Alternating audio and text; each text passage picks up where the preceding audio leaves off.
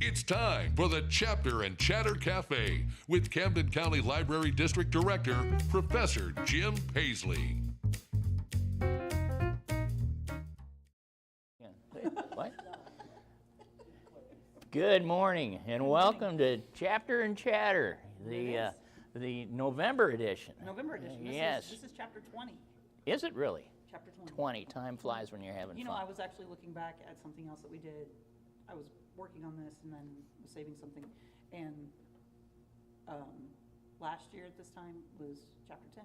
So There you go. we're doing pretty good. We're doing all right. We're doing all right. Yeah, we're keeping up with it, you know. Sure. Yeah, you know. I'd take a couple months hiatus because of weather and Well, January yeah, and February. there's that, you know. Let's hope That's to be shh, expected. don't do that. Because Yeah. that is the one of this year is because it's supposed to be.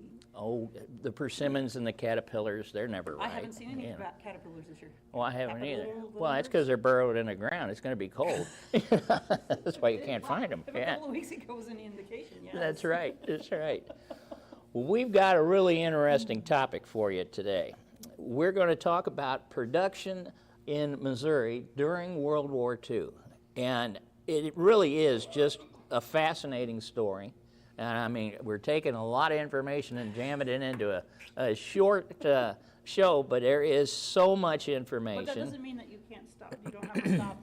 Yeah, Or you know, stop, because we do have all kinds of information. we have these things called libraries where you can go think and we have 6 look of up them. all kinds of stuff. Yeah, and we've got books all pulled and everything, and there's all kinds of research that you can do here, and Coley's going to talk a little bit about that later, but it is beyond comprehension. This is a topic that we addressed when I was teaching over at the college, and the students dove into it, and the wealth of information that's out there, I mean, it's unbelievable. You know, go to the coffee shop and talk to some of these old timers. Go to the local nursing homes and talk to I them. was going to say, Unbelievable. It's getting harder to find those oral stories. It really anymore. is. It really is. But to me, it's fascinating in that I'm going to put you in a period of time here in Missouri that is just totally foreign to us right now. But everybody went on like a war footing during the 1940s. Everybody was gearing up because we could see this conflict coming. And Missouri was right out front. It's just amazing the things that happened here. Now, an interesting transition took place. Right now, we're talking. The president's always talking about trying to bring people in to boost industry and get things up and running. It's interesting to note that 95% of all American business going into World War II was individual, small, family-owned businesses. Individual businesses. There was only 5% of all the production in the United States was done by big corporations. Now, it's flip-flopped. I was going to say. Yeah, the small town, little family businesses are gone, and it's the big businesses. But is that still because we're coming out of the Great Depression? Yes, exactly. And so, you know, because before that it was globalization. Yes. Not to the extent it is today, but there was still some globalization, and then it was like the It- Depression hit, and then it kind of went back to American soil more Right. than going out. But what was interesting is the ingenuity. That because people had small businesses, there was this craftsmanship, this ability to create things and produce them on a small scale, nothing like it is today. Right. But that talent is what we tapped into. And it's just, you know, they talk about the greatest generation. They overlook what's happening at home. The only way we won that war is we won it at the production line. And I'm going to explain to you how that exactly happened, all right? Now, industry was only a portion of what Missouri jumped into, okay? Missouri farms played a big role as well. Because when you think about it, we sent all of our young folks off to go fight in the war. Well, those young folks were the ones that were working the farms, you know. And when we did that, you know, people had to step up to the plate. We realized how important that was, and they actually had exemption for a lot of the farmers so that they could stay home and produce food so that we could supply the populace and the troops afield. So that was a key part too. And of course, Missouri being big into agriculture, we played a key role in feeding all of the troops and keeping ourselves up and running. Basically, we came to a point where people at home also realized that we're going to have to step up and do our part. And so they started planting what they called victory gardens. I've heard of those. Yes, my grandparents had one. You know, good grief. I mean, it was probably half an acre. It was a big victory garden. And that'd be in my backyard. Oh my goodness, you know, and they grew everything. People learned how to can. They learned how to basically live off the land again. They did their part. So they're going back to... Yes, you know. Another thing that we needed a lot of lumber for the war, you know, just building crates and everything else. And so timber became a big export of the state of Missouri during the war effort as well. We had these drives where we would collect scrap iron and all. Here's a good example right here. You can see, you know, people would, any kind of metal products that we could get and melt down and help for the war effort as well. You know, they'd have these drives where they'd pick up old bicycles and tin and whatever you had, and everybody was doing their part to contribute to the war effort. Okay, now bear in mind, we haven't even started the war yet, but we could see it coming. The war has already started in Europe. It's Right. going to be waged for 2 years before we even enter into this thing. Okay, now in Missouri there were more than 22,000 people who went to trade schools. There it is again, history repeating itself. What's the big push right now? Trade schools. Because we didn't have, you know, right now we realize we don't have welders, we don't have pipe fitters, we don't have these types of people. Well, we could see it coming, and so Congress actually passed a law to fund trade schools, okay? And basically it was enacted by Congress all the way back in 1940. And they recognized that as we entered into the conflict, we were facing the same problems that we encountered in 1917 as we entered into World War I, and that was simply a shortage of millions of workers needed for wartime production. Now, under Public Law 647, okay, which was passed back in 1942 and 43 respectively, $180 million was allocated for wartime production. Now today, that wouldn't buy you lunch at Congress. I was going to say just 100. Yeah, you know, but $1 million went a long way back then. You know, it's kind of interesting, so you'll have to kind of bear with us on the dollar figures, you know. It'd be interesting to know what it is in today's yes, market, but it'd probably scare us. Yeah, converting from $1940 to, you know, $2025. Ooh-wee, yeah. Now, the program that they allocated for this production training and vocational training was called the VEND, Vocational Education. I like how they did Yes, VEND. yeah, VEND, for national defense. And they built 26 different centers to teach people different skills that would be needed to create all the production of all the war materials and everything we needed to conduct the war. Facilities were just here in Missouri. No, they were scattered throughout. Yes, but we had 26 here in Missouri as well. They had them scattered throughout the nation, but in Missouri we had 26 of them. So it was, you know, again, you had the opportunity to go and learn a new skill. Now, they were fully funded by the federal government. There wasn't. Why can't we do that again? Yeah. Sorry. You tell me. Yeah. You know, where's it? You know, none of this 80-20 stuff. You know, let's put people to work. We need these people to work, so then why aren't we paying for them to? Wouldn't it be interesting? You know, to give people a skill. You know, yeah. What a novel concept, right? And so, bingo. There we are. We're training everybody. Now, they trained 40,000 men and women. Women, yes, believe it or not. Yes, men and women both. Okay, now here I'm going to say it right up front. Folks, we wouldn't have won that war without the women. Thank you. There it is. Yes, it's the truth. Because bear in mind, the men all got shipped off to fight. And so women all of a sudden found a new role coming forward to them. They couldn't just sit there while their men left to go fight the war. Somebody had to build tanks and planes and all the logistics involved with getting the food and everything. Rosie the Riveter. Yes, Rosie the Riveter. This is where women had to step up to the plate, and literally they're the ones that created this production line and made it happen, all right? Now,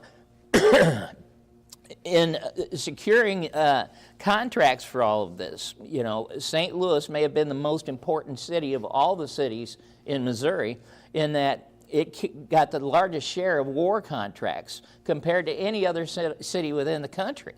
Now, it only made up about 1% of the nation's population, but they supplied 4.5% of the war effort. 4.5% of everything that got produced came out of St. Louis alone. So it's pretty amazing when you think about it. Now, needless to say, this benefits the economy there in St. Louis. I mean, there's over $1 billion that's... The figure you have in here, is that at... That's $1 billion in 1940s. Yes, so wow. a lot of money changed hands, to say the least. That's Now, let's talk about some of these companies. And this is where I just find it fascinating. There was a company called the Schluter Manufacturing Company. And of all things, they made pots and pans. Pots and pans. And everybody, you know, when it came time to start producing all these things, they're saying, okay, you know, what skills do we have? What can we tap in these different manufacturing bases? And so they went to the Schluter Manufacturing Company where they make pots and pans, and they said, well, it looks like you just take a piece of metal and you mold it and you can make a pot out of it. Yep. Can you make a helmet? And sure enough, you know, and the soldiers referred to them as, you know, put your pot on your head. Well, that's why it literally was coming from a manufacturer that made pots and pans. Okay, so your helmets. All I can see is like Johnny Appleseed with the pot yes, on your head. yes, exactly. So here we are, where pots and pans are now being made, or helmets are being made at the pots and pan factory. When I was a kid, and you know, we'd put it on my brother's head and then hit it with a spoon. I guess we were on this. There you go. There it is, you know. Now, there was another group called Diagraph Bradley Stencil Machine Corporation. And this is another industry in St. Louis that was one of the very few producing this product nationwide. And basically, what happened is these machines cut stencils. And basically, you know, they cut the stencils like you put up on a box and spray paint it. Mm-hmm. Well, this company had the machines to do that, and the logistics involved of labeling every one of the boxes, every one of the pieces of equipment, Jeeps, you name it, all those stencils came from this factory in St. Louis. That's pretty cool. So yeah, another, you know, unique product that we turned around and produced here in St. Louis. Now, the biggest and probably most famous of all of the products that are manufacturing bases in St. Louis was the St. Louis Ordnance Plant. Anybody in the audience here remember the Ordnance Plant there in St. Louis by Lambert Field? It was right by the airport there, just east of it. If you go in 70, just to the east of the airport, it used to sit up on the right-hand side. And it's this massive, massive building. I can remember as a kid seeing that thing and asking Mom and Dad, say, what in the world is that? You know, and don't worry about it, you know, and off we'd go, right? Yeah. I always wondered. Well, what they did is they made all the ammo. Everything from what the soldiers needed in their rifles to 50 caliber rounds that were used in the fighting planes. And here's the most fascinating thing about all of this, and you're going to see this theme as we go through this.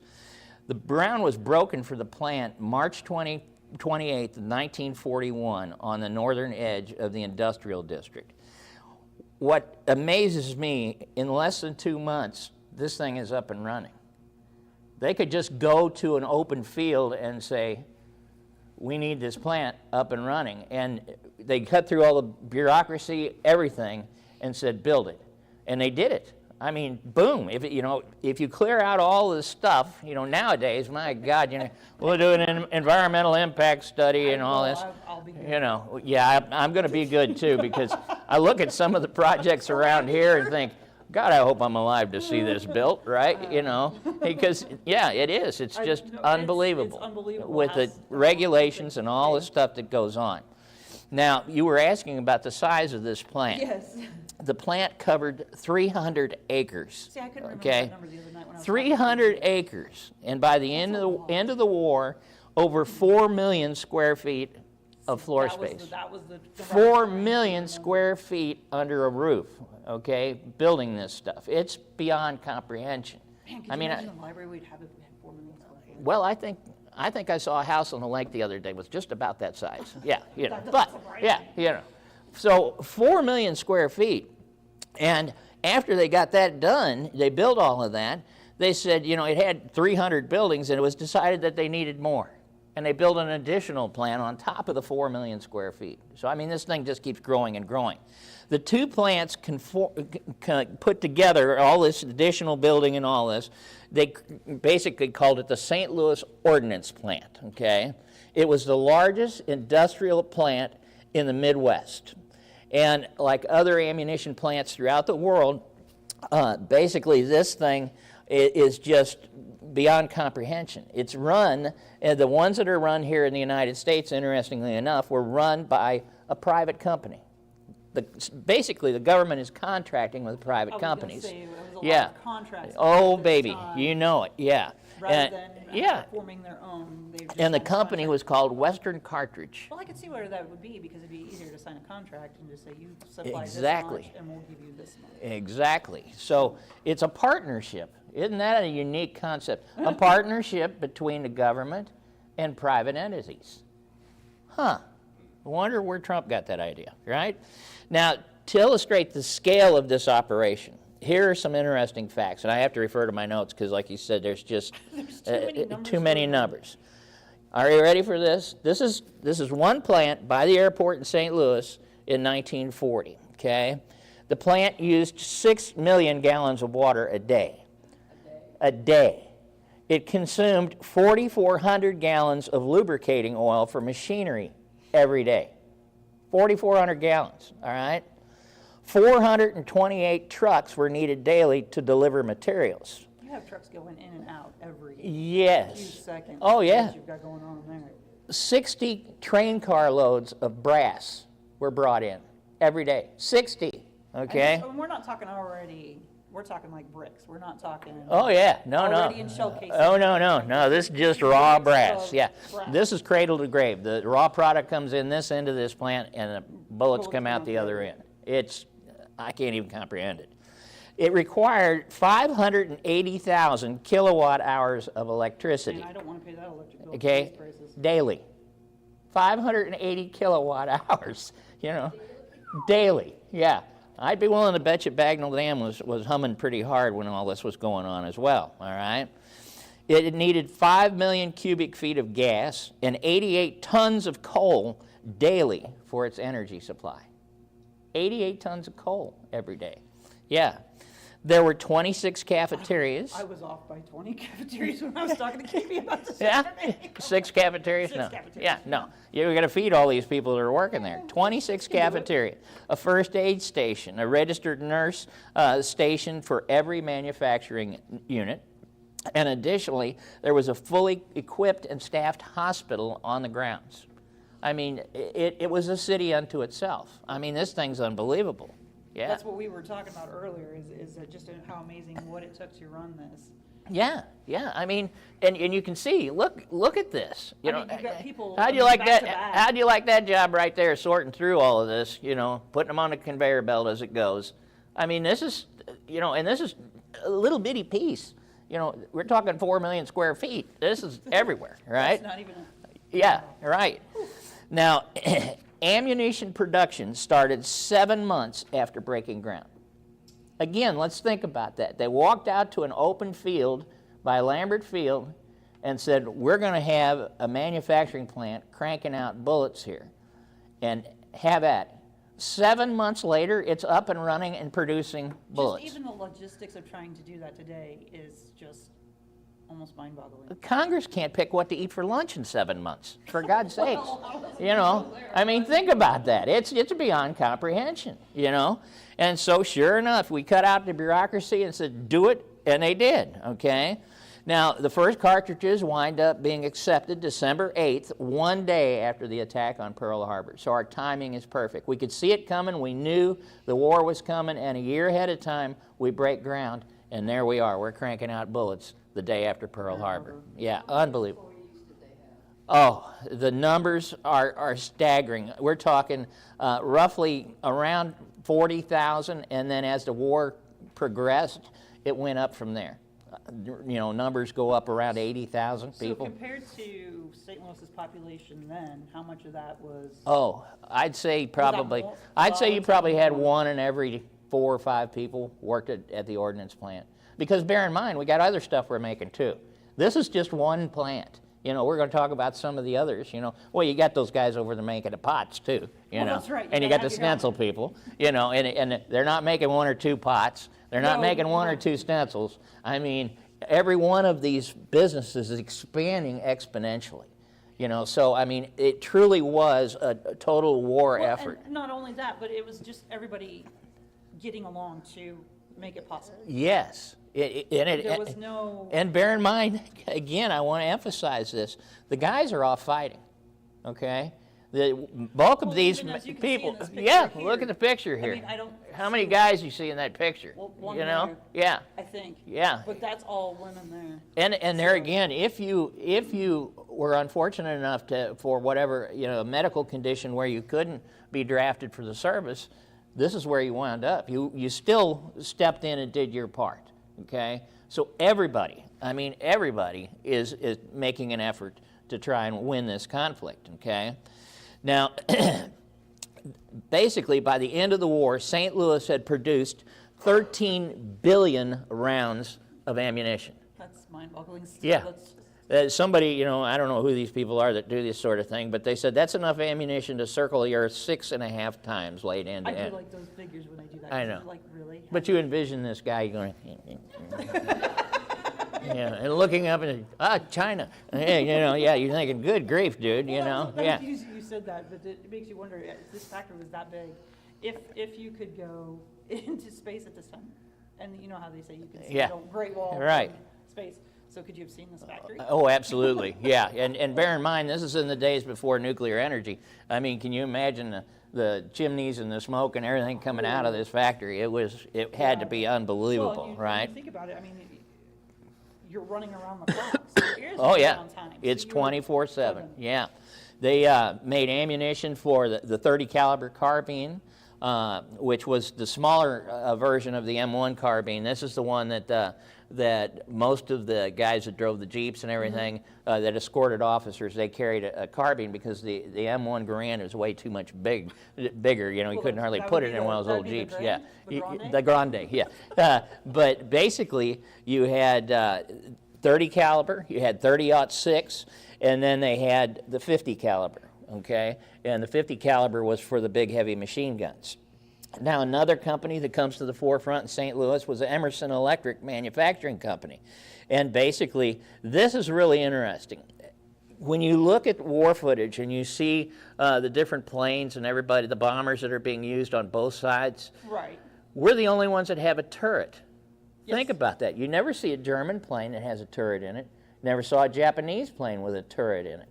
The turret is that little round ball that swivels around and up and down and with a 50 cal in it. Well, the reason for that is that's our invention, and we were very secretive about it. And there's a reason why we built them in Missouri. We didn't want it on the coast where somebody could find out about it. Kind of like yourself. Yes, exactly. And so they made these ball turrets. And here you can see again, they're putting these things together, all right? And the finished product is this 50 caliber critter right here that bolts into the plane, okay? And Emerson Electric is the one that created this thing, had the patent on it, and we started producing these turrets, okay? Again, construction for the plant started in '41, and the plant was dedicated solely to producing these turrets. And guess what? They had turrets coming out of that plant in 6 months. 6 months. Again, the whole theme to this thing just blows my mind. I guess it's because my whole life I've been brought up in a generation where the government decides to get involved. That means you're going to double or triple the amount of time it takes to do something. And the cost. And here, we're seeing things being done just lickety-split, boom, there it is. You want to make turrets? Sure. How long will it take you to get geared up and make it happen? 2 months. Yeah, a couple of months. We got it. Yeah, no problem, right? So, again, we're making these ball turrets, okay? And that's for all the big bombers, all the planes, all right? So those are all coming out of St. Louis, Missouri, all right? They produced 5 different types of turrets during the war, all of which contributed to the victory. They built the Sperry Ball turret used in the B-17 Flying Fortress. Okay, and here you can see, there they are. You can see the turrets on top of these. You know, Missouri, you ought to be proud. You guys were making those things, all right? They made the turrets for the Flying Fortresses, the B-24. They also made an upper deck turret used on B-17s, the Grumman upper deck turret used on Grumman Avengers. The list goes on and on. Basically, if it's flying and it's got a 50 cal on it, we made it here in Missouri. Yay, Missouri, right? Yeah. Now, the plant was so crucial to the war effort that the government designated it as one of 7 irreplaceable war plants during the war, okay? So again, you can see we are a huge contributor to this whole effort. Now, in the meantime, there's this other little town on the other side of Missouri. Some of you, you know, they got a football team that's kind of, you know, here right now, but, you know, they're good folks. But Kansas City also played a major role in all of this, all right? 1 out of every 100 American dollars was spent in Kansas City for the war effort. 1 out of every 100. Yes. And that's, bear in mind, nationwide, everybody's contributing to this effort, all right? So Jackson, Clay, Wyandotte counties, huge effort in the war effort. In total, there were nearly 400 war plants in Kansas City alone. So 400 plants. Was converted into plant? You know, that's the other thing that's interesting about it. It didn't matter what you made. They would come in and look at what your manufacturing capabilities were, and the next thing you know, they would convert it over. Well, and I think that's what the interesting part is just like with the pot and pan maker, the Schluter, that's what it is. They're retrofitting it, but they're retrofitting it to what maybe you can make. Exactly. So it's interesting how that they were able to do that. Typewriter company, IBM typewriter company, the Singer sewing machine. Yes. They were able to make parts for rifles. Even like Henry Ford's factories. Exactly. Yeah, the assembly lines. I mean, just how quickly they converted that over to... Instead of a car coming out the other end, it's a bomber. Yeah, go figure, right? Yeah. And so, you know, just the innovation in itself, the idea of somebody walking into that factory and looking at it and saying, I think we can make this. Right. And they did it. That's... They did it. It's just, to me, beyond comprehension, okay? Now, the probably biggest plant there in Kansas City was the Lake City Ordnance Plant, okay? And again, it's an ammunition plant, all right? And here, basically, it's still there, some of it, because it's still producing ammunition, all right? But this plant, it's just like the one in St. Louis. It's making 30 caliber rounds, 600,000 rounds of 50 caliber every day. Basically, it was expected that these plants would be operational within 11 months of groundbreaking, and sure enough, they were. Within a year, again, walk out to this big empty field and say, okay, let's build a plant that can create 1 million rounds of ammunition in a day, and 11 months later, they're doing it. All right? I mean, it's just beyond comprehension. It really is. You know, read these facts and it's like, or hear these facts, and it's just... Well, and they're doing logic, they're doing things layer on layer too. As soon as they break ground, they turn around and immediately recruited all the people that are going to work at this plant and immediately put them into training. So when the day the thing opens up, people walked in the door and went to a machine they'd been training on and walked right in, flipped the switch, and went to work. But that makes a big difference. Sure. Because that's what a lot of people could even be doing now.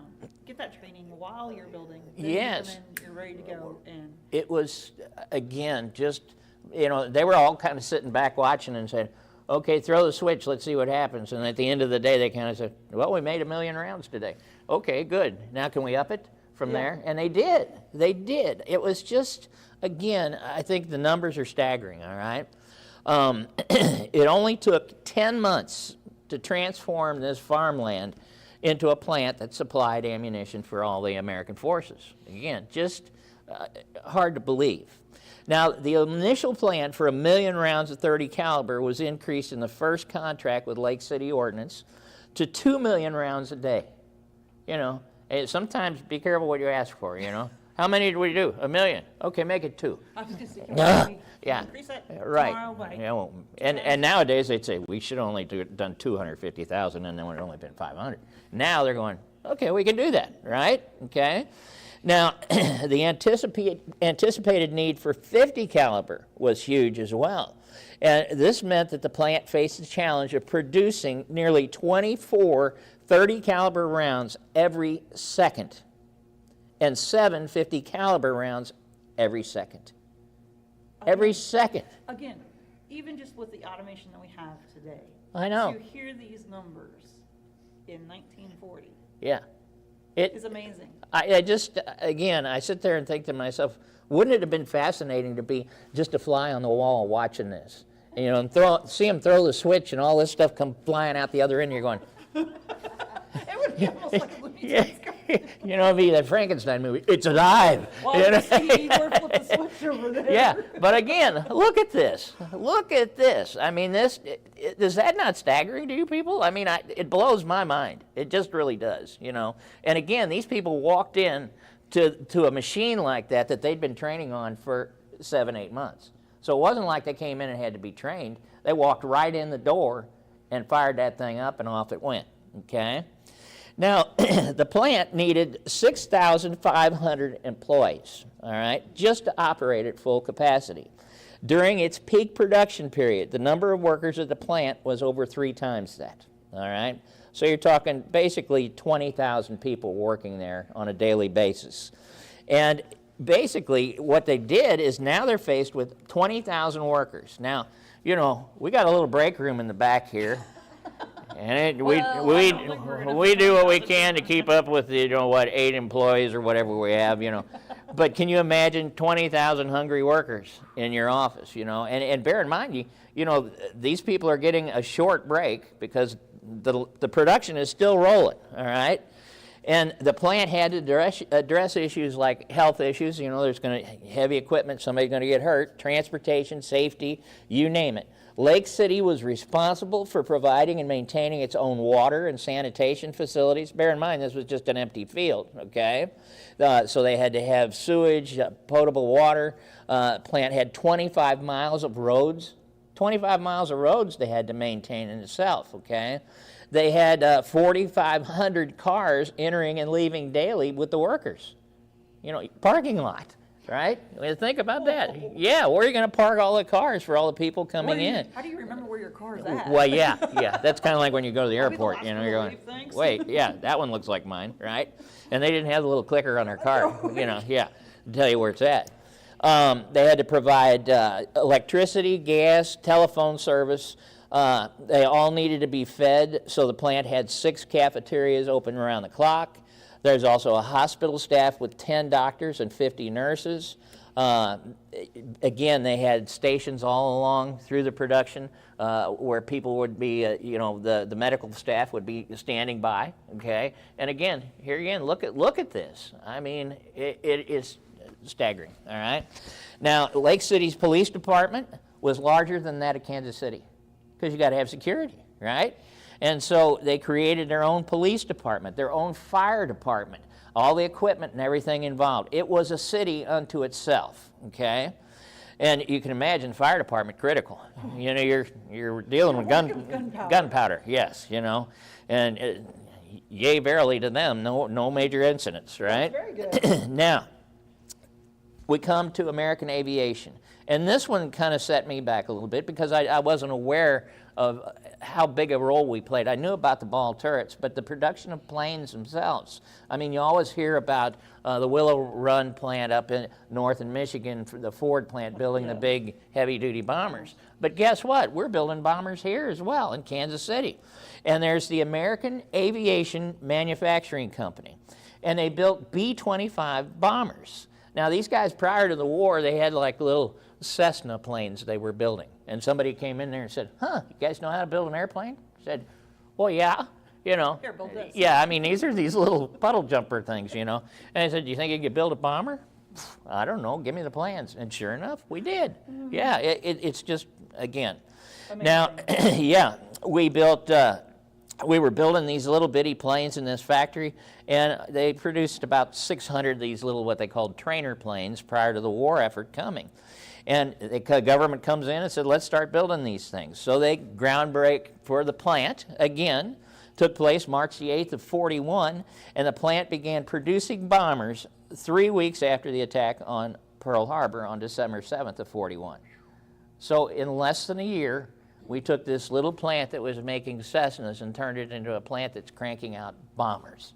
I mean, wow, right? You know, again, I keep going back to this, but if we try to do something that quick today, would you feel safe in flying? Well, and you know, I don't know how many of you. How many things we've had going on in the aviation world right now? Well, you know what? I got to tell you, I almost feel safer in these than I would some of the stuff that create everything by fly-by-wire now in computers. You know, how long did it, Mark? How long did it take you to get this computer up and running right this morning? Right? You know what? And I'm not 40,000 feet in the air.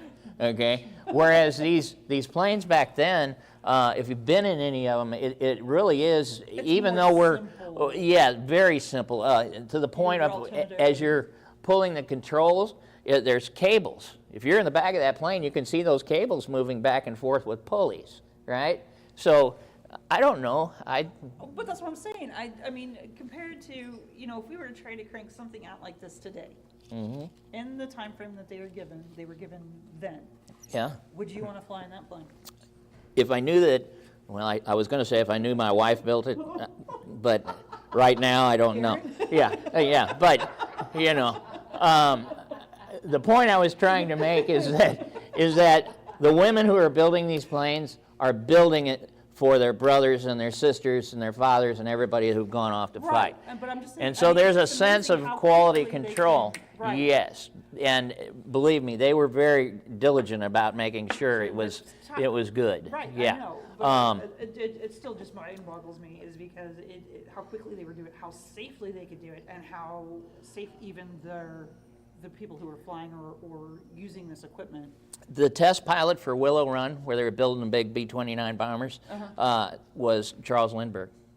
Every plane that came off the line, he flew it, test flew it. So, yeah, I mean, they're making damn sure that what they're building will fly and it'll hold up, okay? So, yes, to answer your question, I'd fly in that anytime. Well, yes. That one, but I'm saying about today. Today? You know. I would fly in this one from the 1950s. Well, and if some of you that have ever flown in like you know the old DC-9s, DC-10s, you know they're flying at about 40 miles an hour. You know, whereas these new things, you're strapping a rocket to you and going a tube going 8,000 miles an hour. Yeah. Yes. Would you trust what was being built today to come out that quick and be safe? No. Okay. Absolutely not. That was my point. No, I would not. Yeah. So here we are. We're building these bombers, okay?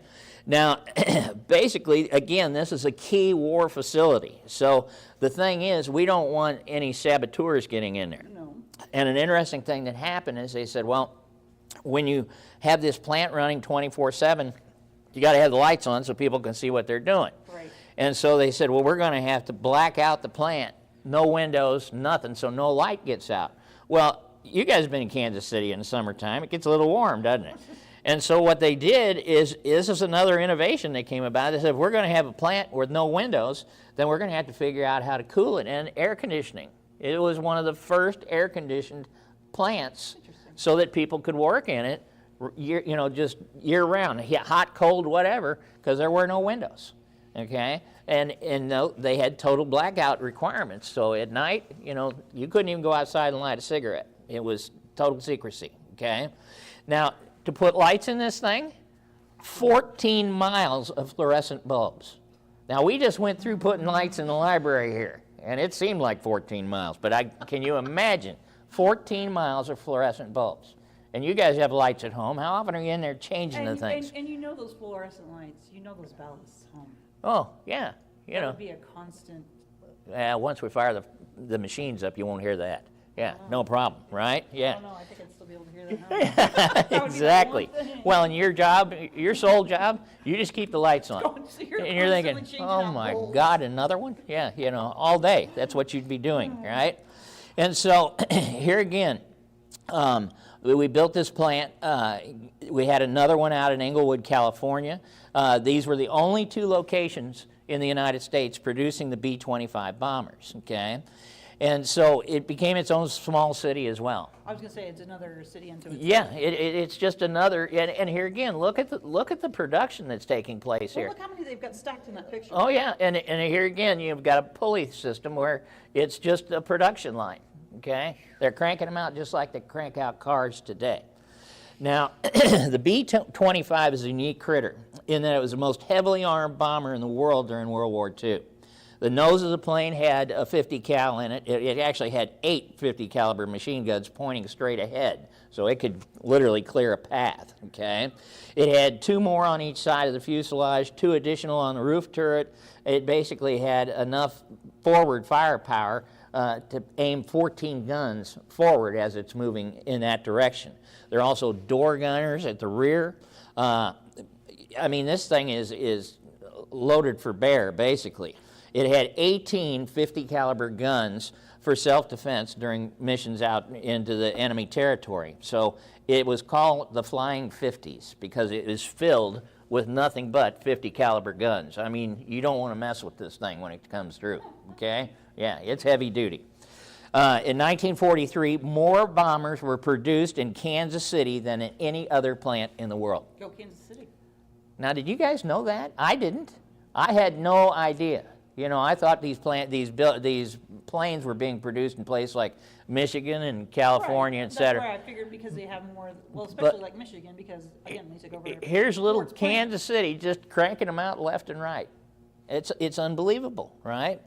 On April 3rd of 1945, the American Aviation Company delivered the 6,000th bomber. In 45, 6,000 bombers we had already made. Let me go back here. So they broke ground in 41. 41, yeah. And in 45. So 45, in 4 years, they 6,000 planes. 6,000? Yes, yes. And I mean, they're still cranking them out. At the peak of production, the plant employed over 25,000 workers who worked shifts around the clock. 2/3 of all the B-25s used during the war effort came out of Kansas City. 2/3 of them, guys. So again, hats off to Kansas City. Kidding. Yeah, unbelievable. That's amazing. At the top of their manufacturing, they were making 13 bombers a day. Now think about that. You have raw materials coming in the front end and 13 bombers a day coming out the back end. Slide. Yeah, go back one. So basically what you can see in that picture is what comes out in one day. One day. Yeah, okay. I mean, and again, you know, the bulk of the fighting, of the production force this is Rosie the Riveter and her gang. They're the ones that are building these things, you know, and 13 a day. Unbelievable, right? Yeah. And at the top of the peak production, they were able to produce 300 bombers in 23 days. 300 bombers in 23 days. That's too much math for my I know it is for me too, right? Now, basically, this is you know, the whole message I'm trying to give to you all is take the time to do a little research. Take the time to talk to some of the old timers in your community. You would be amazed. When I had this as part of, I taught a World War II class at the college, I had students went out and did just that. They started going to the nursing homes. They started sending notes out and doing their research. One gal found out that her great aunt had worked in one of the factories, and she was part of a club of all these ladies who worked at this bomber plant in Kansas City. And she was able to do oral interviews with them. She wrote her term paper on it. Just amazing. And these people are just sitting there waiting to tell you their stories. And believe me, they've got some stories, you can imagine. And so, again, we have lots of opportunities here at the facility, at the library, for you to do some of this digging around. You may very well find out that people in your own family worked at these factories. You know, and may not have even thought, you know, well, yeah, I worked at the place making pots. And the next thing I know, they had me making these things, you know. Again, Singer Sewing Machine, the typewriter companies, if you had the capability of producing a product, and bear in mind 75% of all of or 95% of all the major production that took place prior to the war was done at small businesses here in Missouri, I mean, odds are that somebody in your family was actively involved in the war effort and producing things that sustained us and allowed us to win the conflict. Cool? Cool. So why don't you share with us a little bit about some of these things? So, kind of interesting that you talk about that. I don't know if any of my family worked in any of the factories. However, it did get to me thinking about some of the things that we offer here at the libraries, online, or even just for you to come and look at. So one of those is Ancestry, which is ours is a library edition, so it can only be used inside the library building itself. However, like I said, I got curious to see grandfathers, great-grandfathers, whatever. So I looked up my grandfather, and I did find his draft card. And it was interesting to know that he actually worked in, when he was 18, he worked in Wolftown mining in Colorado, in Netherlands. And that is actually a tungsten mine. Really? Yeah. So I did not know that. I don't even know if my mom knows that. So it was something interesting to learn. So once I saw that, I'm like, okay, what's the Wolftown Mining Company? And that's what it was. It was a tungsten mine. And then so I looked at my husband's family and found his grandpa's card as well. Wow. And the difference in even the years, because my grandpa's, he was born in 23, and my husband's grandpa was born in 1904. So I thought it was kind of cool that you can actually go on and you can find these military records, and that's how I did it. I kind of knew about the year that my grandpa was born, about the year my husband's grandpa was born. We just went to military records just to look it up, and just like that, it came up with it. And it's amazing. You know, my dad's records, I did the same thing. He was a Marine in World War II, and he was stationed in the Pacific at Iwo Jima and Okinawa, and he was with the Marine Air Force. But it's fascinating as you go down the rabbit hole, and that's looking the at whole thing. You start looking at there's a record, I can't remember which one I pulled up, but it was basically a deployment record, all the places he'd been. We started out, he was in England during the Blitz, where he was training British folks on radar, and the next thing you know, it sends him to Texas. And as I got to digging deeper and deeper, I found some diaries and some information, and he talked about the planes being delivered to him, of which they were flying Hellcats. A fleet of those was brought to him in Texas, and the lead pilot was Charles Lindbergh again. Wow. Yeah, and then they loaded him up on ships and took him overseas, and they fought in the campaign over there. But again, all that information's there, folks. All it takes is just a little digging. And that's all it is. I mean, like I said, I knew my grandfather's name. Mm-hmm. I knew about, I just typed in Colorado because I couldn't remember what county he was born in Colorado, mm-hmm. and about the year. And I came up with that. So even if you have just a little bit of information, if you have just even that sometimes, and you know some of your other family history, you can find a lot of information. Well, and like the tungsten mine, in Denmark, boy, that sends you on a whole different rabbit hole. But again, what interesting information. Well, and that's the thing is, my grandfather never served. I mean, he stayed stateside. Mm-hmm. He served stateside, but it's just interesting. And then like my husband, his uncle was stationed in Germany. Mm-hmm. So I could have looked up his name. Well, and you bring up such a good point. He said he was stationed stateside. Well, it's not like we were all sitting over here by the fire drinking coffee. And that's what's interesting, because then you sit there and think, okay, what was it that he was involved in? And see, that's where you kind of get those oral histories, because my grandfather's no longer alive. He died in 1974. But my mom heard these stories. My aunt heard these stories. Right. So I could go to them and ask them more about the family history. And I do know that my mom and one of my cousins is working on a bigger family tree and getting all that information. That's great. Here with the kids, Yeah. Great-grandkids, all of that. So this is kind of a neat resource. Yes, it can only be used inside the library, but there is a lot of information that can be found in this. And then I'm going to tell you this, if you run into something, which I did with my dad's side of the family, and you hit a brick wall, we have John here at the library, and that man is phenomenal in finding information. So I gave him my information on my dad's side of the family, And he finally found somebody that had done our family tree clear back to the 1500s in England. Mm-hmm. And I'm like, Wow. Yeah. how did you do that? So it's amazing what he can find. And sometimes there are ones that will stump him, but he does a phenomenal job and kind of chases those. And again, you know, all of our staff, we have, you know, aside from the military records, when it sends you off on a tangent somewhere, we've got all of our staff is equipped to help you find the answers. That's what we're here for. That's what we're here for. Yeah. And that was another thing.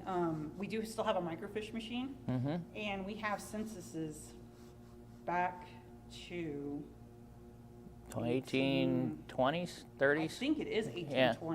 And then we also have newspaper back 1920s. Mm-hmm. Mm-hmm. So it would have been the Reveille and the Lake Sun during different times. So, Mhm.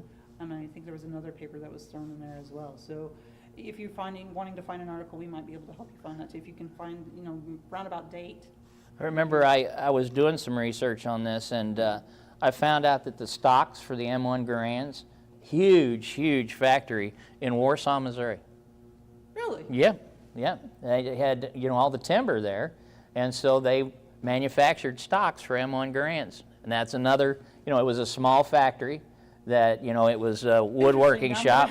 Yeah, exactly. You know, and again, like I say, the stories are just endless. It's phenomenal. I mean, and that's the thing is, if these aren't written down, you've lost so many stories. Exactly. Nobody took the time. Yeah. So just kind of little things to just kind of pique that interest. And then, however, if you are a veteran or part of a military family, we have an excellent resource that is also through BrainFuse. It's called Vet Now, and it provides one-on-one support with VA benefits, career coaching, resume help, and tutoring if you're continuing your education. And this is all online, and it is entirely free to use with your library card. And then the link to that is down in our description as well for that. So. Then kind of change gears from our military mindset. How do you like pizza? Love pizza. I could live on pizza and beer. Yeah. So what are you, 18? Well, you know, my grandson's trying to bulk up for football, and I said, go on Papa's diet, you know. Yeah, you know, Well, most people had a mine freshman is the other- 15. Mine was more of a freshman 40, you know. Yeah, basically pizza and beer, that'll pack the pounds on you quick. Yeah. Yeah, so. Well, anyway, so Yeah. if you're into pizza. Why do you ask? Well, because we got a really great thing going on with Osage Beach Pizza Hut. Okay, cool. So on December 3rd from 4 to 8 p.m., if you visit the Osage Beach Pizza Hut and you have one of our flyers, or you pull it up from our social media posts or whatever, and you present the flyer to them and order a pizza, 20% of the proceeds that they make that night from those flyers will be given to the library. Wow, cool. Yeah, so go. If we'd have had that my freshman year at college, we could have added a wing to the library. Yeah, I mean, yeah. Well, there is that. Yeah, So. all right, cool. So just a little bit of fundraising for us. Good deal. So go to Osage Beach Pizza Hut. Go to Osage Beach You'll be Pizza helping the Hut, library. December 3rd. That's on a Wednesday too, by the way. So Cool. I don't know what goes on Wednesdays anymore. All my kids are Pizza. pizza. Yeah. Pizza. All right. Wrong one. Cool. So, speaking kind of fundraising stuff, we have a fundraising opportunity coming up Saturday, March 28th from 6 to 9 p.m. at the Elks Lodge. We're going to do a little bit of trivia, and we're going to go back to the 90s. Oh, boy. How much of that do you remember? I remember more of that than I do the 60s, that's for sure. I'm not going to go into the reasons why. Well, let's not go if you're there. a 90s baby, Yes. or if you just enjoyed that decade, Yeah. we invite you to come out, form a team, and challenge us to see if you can beat the librarians. Librarians didn't win last year. No, they didn't. They got beat by 1 point. Yeah. 1 point. It was fun. It was fun. It was Yeah. a lot of fun. Yeah. So we've kind of changed things up a little bit this year. So it's $20. I can't talk. Yeah. $25 a person. However, if you form a team of 8, it's $150. So a little bit of a price break there. And then that can be paid the night of the event. I think we're going to do like we did last year, and we're going to have the Elks Lodge will have food and drink at the bar for us. Great. And then something new for this year, and hopefully we have some people that are watching that would want to donate to our silent auction. Yes. Because we're going to plan a silent auction, kind of help pump things up, and a 50-50 raffle, which we did last year, which was kind of fun. And so we're going to bring that back. We plan to give out prizes for the best dressed, so dust off those starter jackets, or some of those bright colors, your flannel, band t-shirts, things like that. Cool. Best dressed, best table decorations, best team names, and then of course we'll have a prize for our trivia team. Cool. And all of the money for that goes to our summer reading program, It goes right? to children's programming. Children's programming, Children's which programming. that is the reason why we're working hard to do these fundraisers. Is the state does provide us some money under a grant for that, but it's less than $500. And each one of the programs that we do, like bringing Dickerson Park Zoo and the Aviation and all these things are that bring in performers. Yeah, and they generally run anywhere from $200 to $300 per program. So we want to be able to provide even more programs for all of you, and so that's the purpose. I know it's kind of early, but just kind of keep that bubbling in the back of your mind. Start reading the dictionary and the encyclopedia. Start brushing up on there trivia. you go. Yeah. There might be something, 90s bands, 90s TV shows. Yeah. Who's to say we're sticking with the 90s? I'll have to go back to the 90s. You got to realize how long ago that was for me, right? Yeah, that's, I don't know. We'll work on it. I can throw my own surprise I was party. going to say, it's about the same length of time it was for me. I can throw my own surprise party at this point, so we'll work on this. All right? I'll be sure to bring the... I don't remember anything about the 90s. Okay. All right, then. All right, then we have a chance to win. You do have a good chance, yes. All right, so one more event before we close out today. Of course, next month is Santa Claus time. Yay. Yay. Finally. Finally. Yes. I don't know. No, we got to put up the decorations and all that good stuff. You bet. Have you gotten any out yet? I drug them up out of the basement. Yeah, I've got them that far. I've got a lot more to do yet. So when your lights dim next week, you'll know that I've got the lights up and running. So you're kind of like a Chevy Chase Yeah, decorator, exactly. Yeah, we See, decorate. We decorate. We're on the water, so when the boat comes by, Well, you guys are on the so water, you can see it from space. Yes, See, I'm it's going to allowed be. Yeah. one tree. Really? The kids aren't home anymore, so I don't decorate like I used to. So it's kind of just one tree, and that's basically. Well, you can come over to my place. Can I? Yeah. I want to get some of those blow-up inflatables for the outside house. Oh, we got tons of them. I've had to fish Santa out of the lake several times last year. The winds in the wintertime are pretty tough on Santa, but Mine would end up in 65, so it probably. there you go. Anyway. Yes. We do have a special visitor. We'll have Santa and Mrs. Claus here. Yay. Actually, they're going to make 3 visits this year to our libraries. So their first visit is going to be Saturday, December 13th at 2 p.m. at the Osage Beach Library. Yay. And then Santa and Mrs. Claus will be at the Max Creek Library on Saturday, December 20th at 10:30 a.m. And then later that afternoon at 1 p.m. they'll be here at the Camden Library. And I think everybody's going to have photo ops. We're going to do cookies, of course, cookies. Oh, absolutely. And then I think we're going to have some different stations set up, especially here at Camdenton, just while people are waiting to get those pictures with Santa. Make ornaments. I think we're even going to make some reindeer food. Yay. Do you know what reindeer food is? Have you seen that? I love it. I loved it when my kids were younger. So all it is it's just oatmeal and glitter. And then you seal it up in a bag. But then when you put it out the night before Christmas, you put it out on the ground and it tracks the reindeer because it's sparkly. So it's reindeer food. It's the little things that amuse me. Yeah, really. Sorry. Really. Cool. All right. That's all Can't I wait. got. All right. Hey, thank you all for joining us. Thank you. This has been a fun one.